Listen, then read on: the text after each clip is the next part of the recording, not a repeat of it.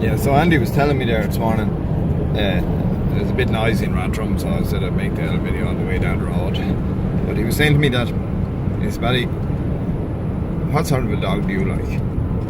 And I said, "Well, sure, I like one with a bit of power, and I like one with a bit of stamina, and I like one with a bit of balance, and I like a good shedder, and I love a good singling dog, Andy." And he said, "No," he said, "that's not what I'm asking." He said, "What sort of a dog do you like?" And now Andy's no behavioural scientist or anything now. But I said, "I don't know, what do you mean, Andy?" And he said, "Well," he said, "the way I see it," he said, "dogs are like people who take drugs." And I said, "Oh yeah, tell us more." And he said, "Well," he said, "you've some lads there that smoke a bit of dope." And he said, "They're kind of lazy out fellas. They smoke a bit of dope there in the weekend and they go around half asleep, and they smoke a bit of dope in the evenings, maybe watching television, that kind of thing." And he said, they don't need it too bad, but they smoke it like. And then he said, "You have other fellas there, I call them dope heads," he said. "And then you have coke heads." He said, "Coke heads are different." He said, they're a little bit more life about them. They like put a bit of coke up their nose there on a Saturday night, and they'll be looking forward to it all week and that." And he said, and some of them, he said, if they could get away with it, they'd put a bit up their nose on Monday morning, if they had the price of it anyway. And I said, "Oh yeah." And then he said, "There's a third type." And I said, "What's that, Andy?" He said, "The third type is a fella who he takes crack cocaine." And I said, "Oh yeah." He said, "Yeah, he's a crackhead." And he said, "He's a different fish." And I said, "Oh yeah, what's he like, Andy?"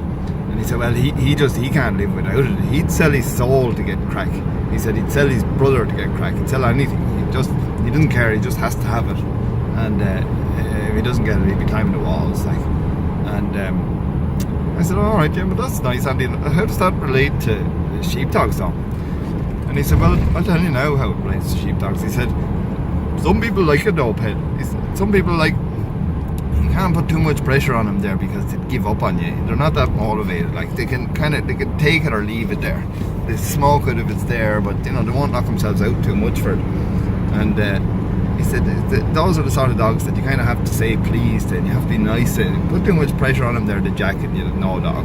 You can't depend on them for much, like." And he said then, a cokehead is a different sort of an animal. And I said, "Oh yeah, well, wait, Andy." I said, "What kind of a dog do you like first?" And Andy said, "Well, sure, I like a crackhead." And I said, "Oh yeah, why is that?" And he said, "Well, a crackhead," he said he might be working you for a while, but he said he'd do anything to get working sheep. He'd put up with any guff, or you could shout at him, or you'd probably even beat him, and he wouldn't care. He just wants sheep, wants cattle, whatever it is he works, he wants it, more of it, give me more." And he said, "That's the sort of dog I like." "And why is that, Andy?" And he said, "Well, you can, like I said to you there, you've got something to trade. You can negotiate with a dog like that." And I said, "Oh yeah." Well, I said, "Andy, what's the best sort of a trial dog?" And he said, "Oh well, a trial dog," he said, "probably the cokehead." He said, "Because the cokehead, he wants the coke, he does want it, but he can do without it. If he doesn't get it all week, like, it's not going to go wrong. It's not going to boil over. But he really does want the coke, and you can negotiate with him there. You show him the bag of coke and say, 'Here, I'll give you this, if you do it, play ball.'"